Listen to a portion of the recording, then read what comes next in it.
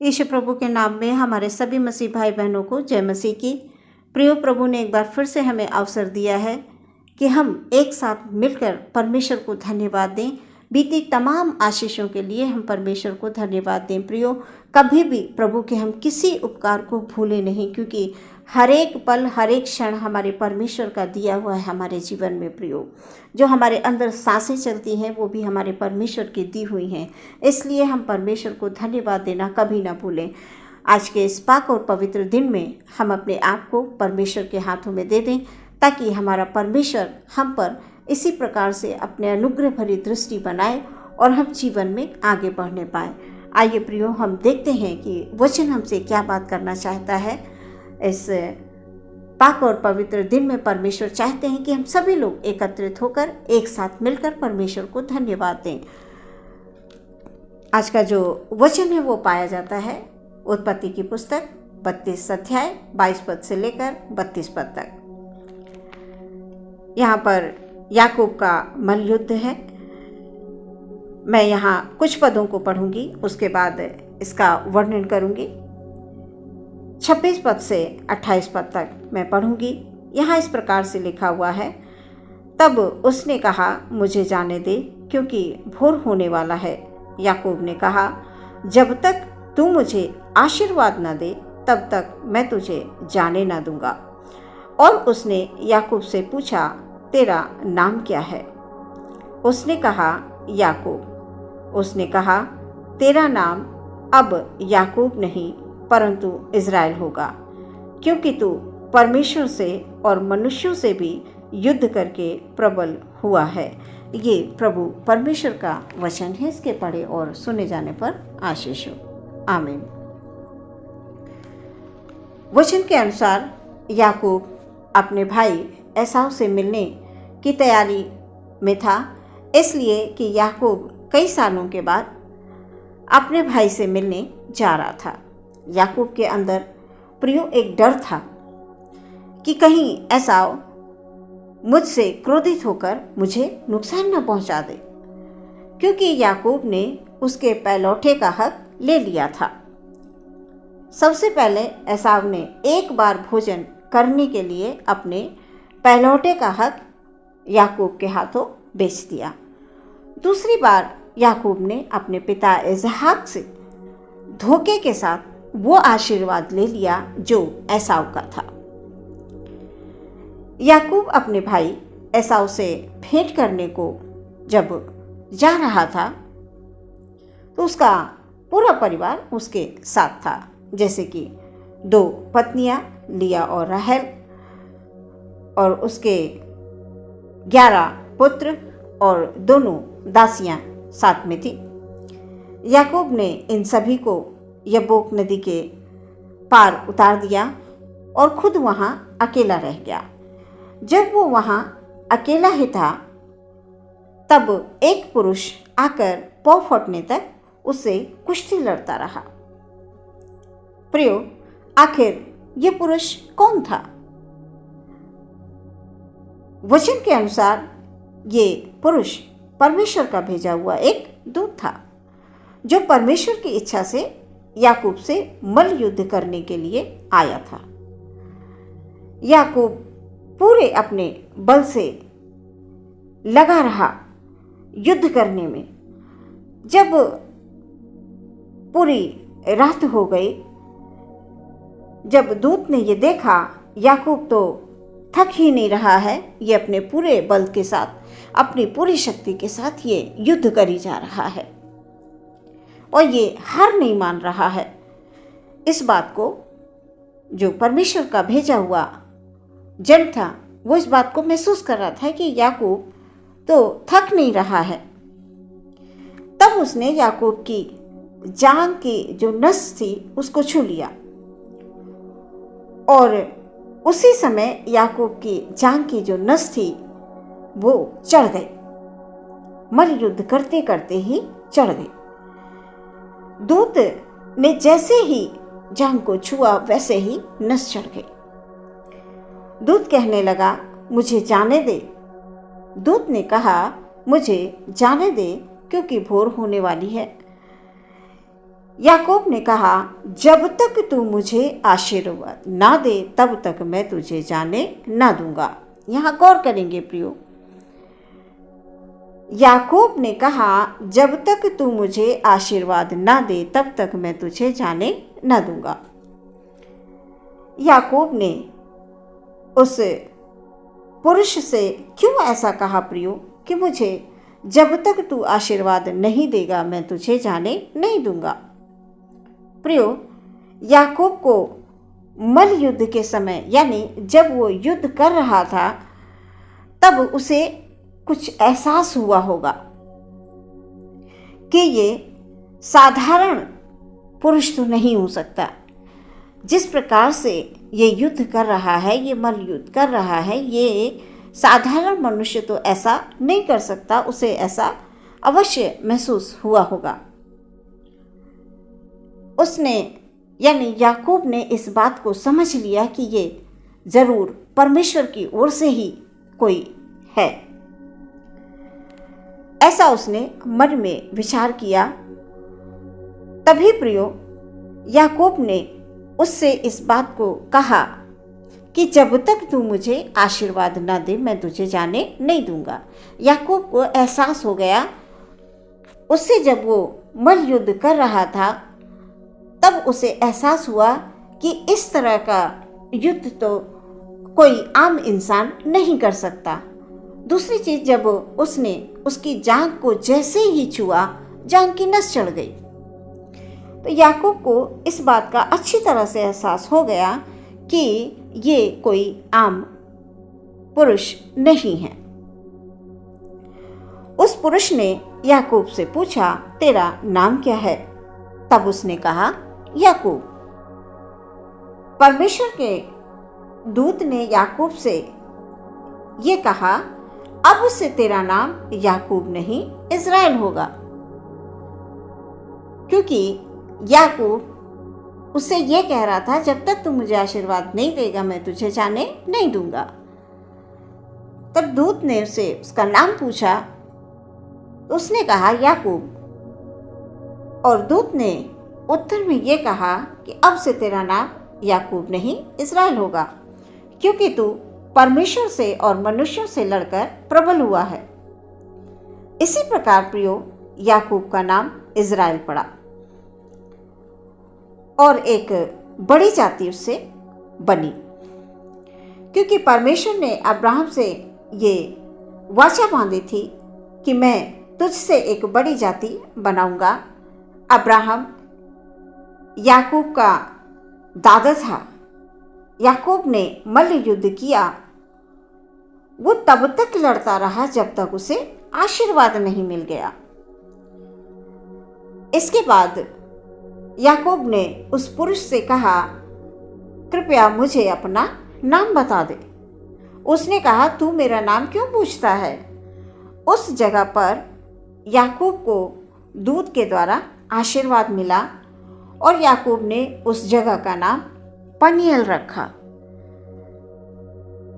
प्रियो, हम यहाँ पर इस बात को देखते हैं कि याकूब तब तक लड़ता रहा जब तक उसे आशीर्वाद नहीं मिल गया। यहाँ पर जब उसने उस जगह का नाम पनियल रखा, याकूब ने उस जगह का नाम पनियल रखा, क्योंकि परमेश्वर को आमने सामने देखने पर भी मेरा प्राण बच गया है। परमेश्वर को देखने पर भी, वचन के अनुसार परमेश्वर को आमने सामने देखकर कोई भी मनुष्य जीवित नहीं बचता, पर याकूब बच गया। पूरी रात उसने मल्ल युद्ध किया, उसे आशीर्वाद भी मिल गया और फिर भी वो जीवित रहा। ये सोचकर उसने उस जगह का नाम पनियल रखा। उस जगह से जब याकूब निकलता है तो सुबह होने लगती है। सूरज, सुबह का जो समय है वो थोड़ा थोड़ा उजाला होने लगता है। और जब याकूब मल्ल युद्ध कर रहा था तब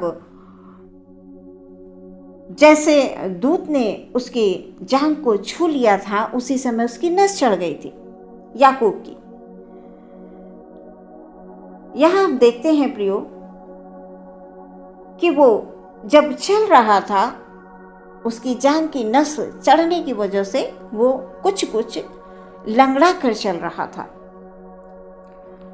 इसलिए जो इज़राइली हैं आज भी पशुओं की जो जांघ की जगह होती है, जोड़ने वाली जगह, उसको नहीं खाते हैं।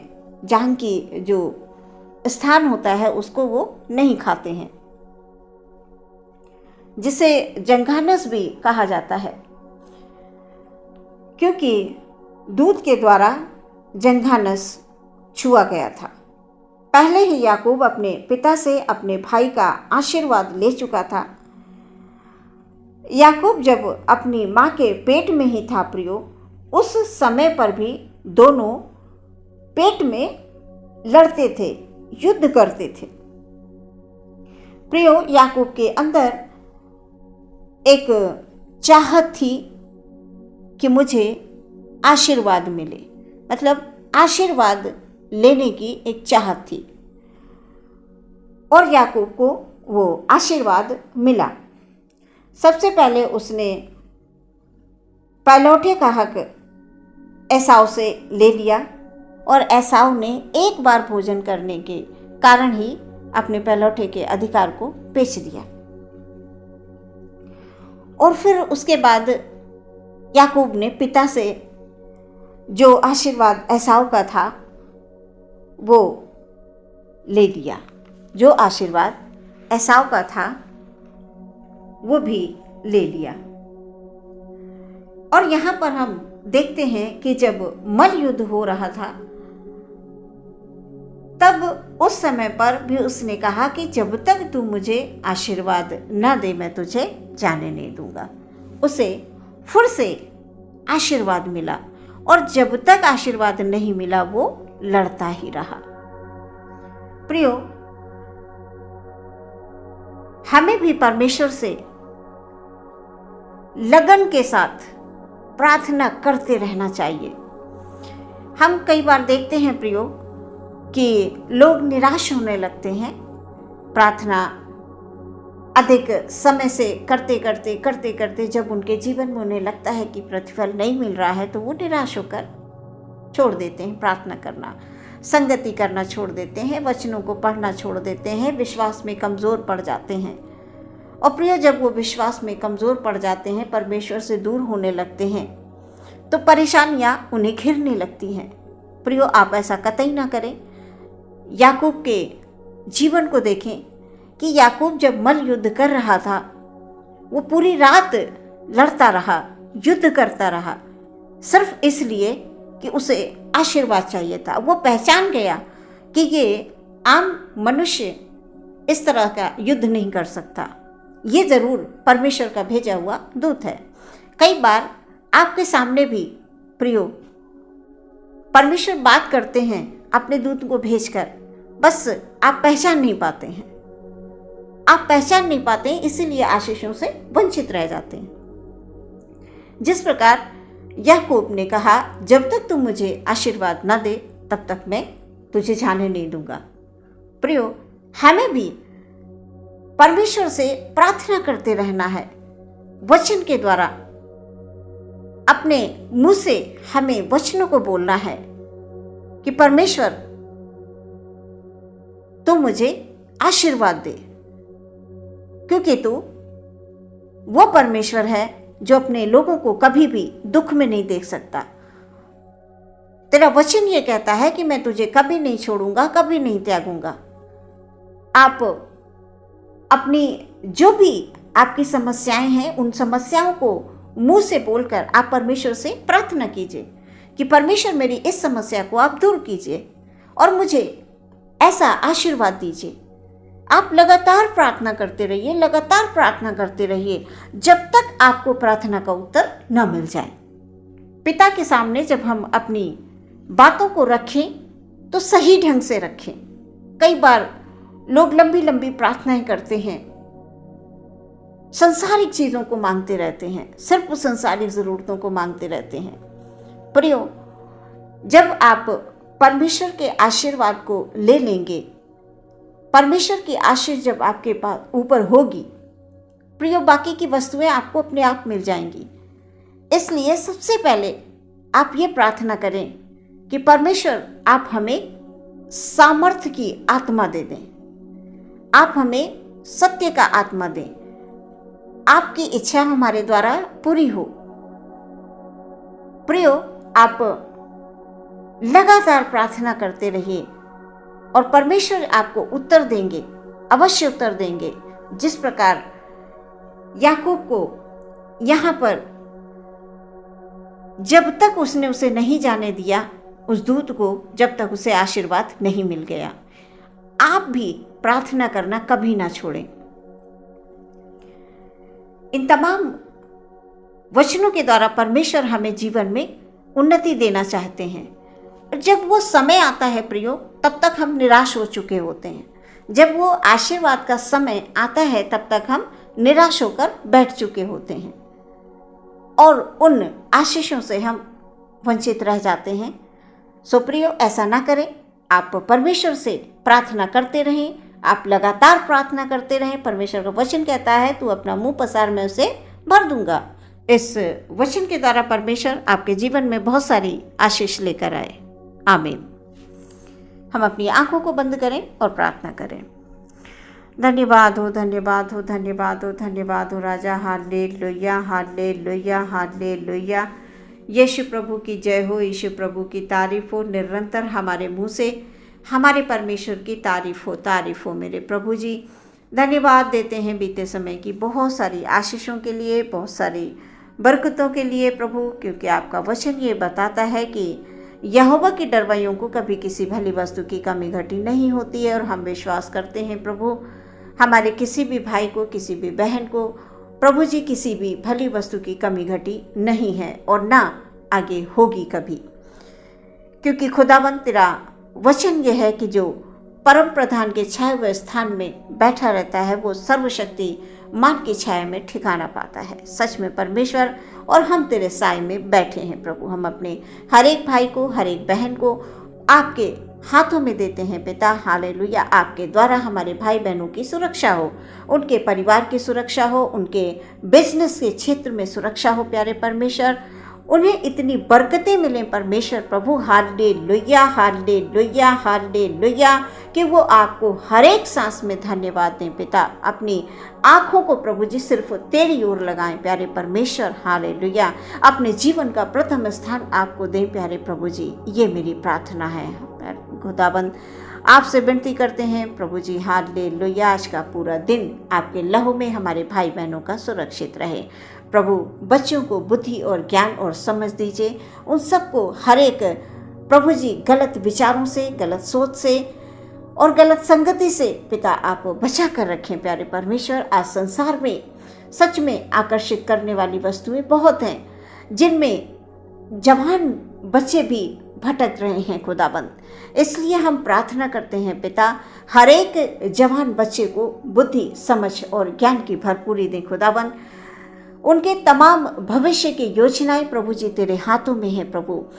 जो लोग खुदाबंद हालेलुया, हालेलुया तेरे डर में रहते हैं, तेरे भय में रहते हैं पिता, वो कभी भी लज्जित नहीं होते हैं। इसलिए हम बच्चों को, बड़ों को, जवानों को प्रभु, अपने भाई बहनों को, सभी लोगों को, जितने भी लोग तेरे वचन में विश्वास रखते हैं प्रभु जी, उन्हें सुनते हैं प्रभु परमेश्वर, अपने जीवन को तेरे हाथों में दे देते हैं पिता। उन सबको प्रभु अपने हाथों में रखकर प्रभु जी हालेलुया प्रभु जी उन्हें सुरक्षा दें। कभी भी प्रभु शैतान की किसी भी योजना में उन्हें पड़ने ना दें खुदाबंद। हर एक शैतान की ताकत से, हर एक शैतान की योजना से प्रभु आप उन सबको बचा के रखें खुदाबंद। क्योंकि प्रभु जी हालेलुया हम इतना जानते हैं प्रभु जी कि जहाँ तेरा लहू है, जिस जगह पर तेरा लहू है परमेश्वर, ओ खुदाबंद शैतान की कोई भी ताकत उसे छू नहीं सकती प्रभु जी। और जिसे तू आशीष देना चाहे परमेश्वर, उसे कोई नहीं रोक सकता। इसलिए हमारा हर एक भाई, हर एक बहन, ओ खुदाबंद हालेलुया, तेरी आशीषों से भरपूर हो खुदाबंद, और वो जीवन भर प्रभु जी आपको धन्यवाद दें। आदर महिमा सम्मान आपको देते हैं। प्रार्थना विश्वास के साथ मांगते हैं मसीह यीशु के नाम से, सुने और ग्रहण करें पिता, आमीन।